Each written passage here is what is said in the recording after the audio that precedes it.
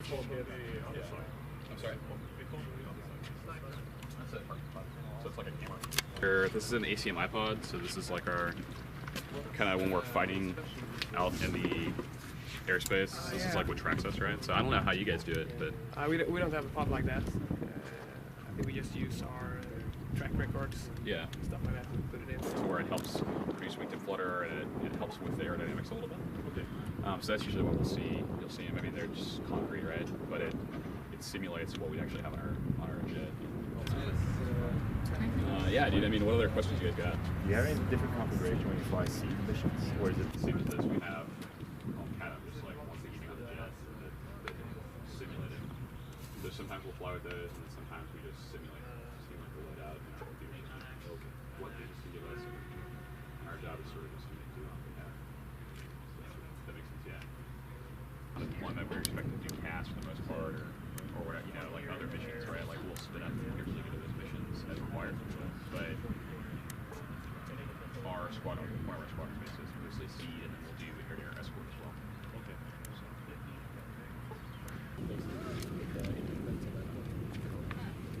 So those come out, and that display goes in. You'll still have those other two, so now you'll have something. Yeah, they're pretty good. Static systems. This is much easier.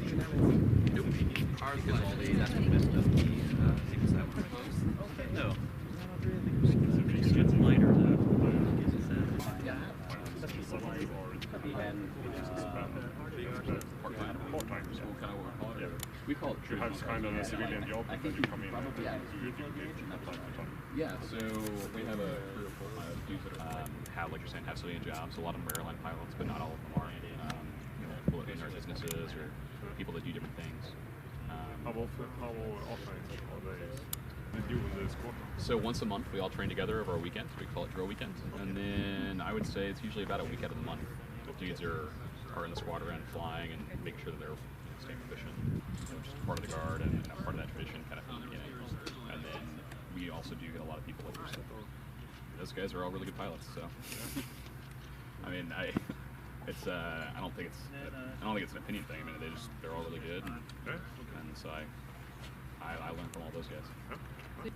Except for a portion of like the Revolutionary War, the British had kicked all of the American forces out of South Carolina, except for Francis Marion's forces. There were like 69, 75 dudes, and they basically just like terrorized the British into like leaving. Yeah, and like I guess one of the quotes from he's an old swamp fox. We're never going to catch him, and they just turned around and went home back to wherever they were garrisoned at the time. Insurgency.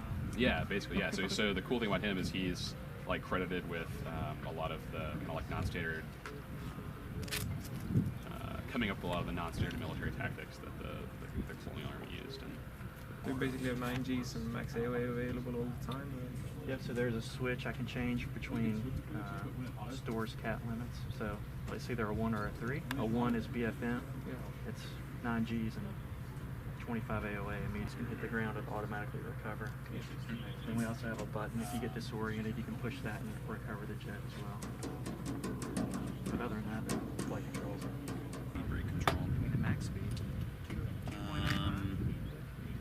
Arm in your seat, landing gear. Most of where we live is up here in the HUD and the upfront control. So everything we type is literally right here. Yeah.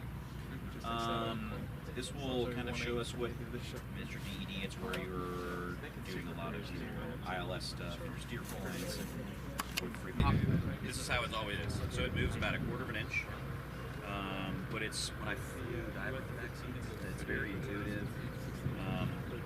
It feels like, I mean, it only moves 1/4 of an inch, but you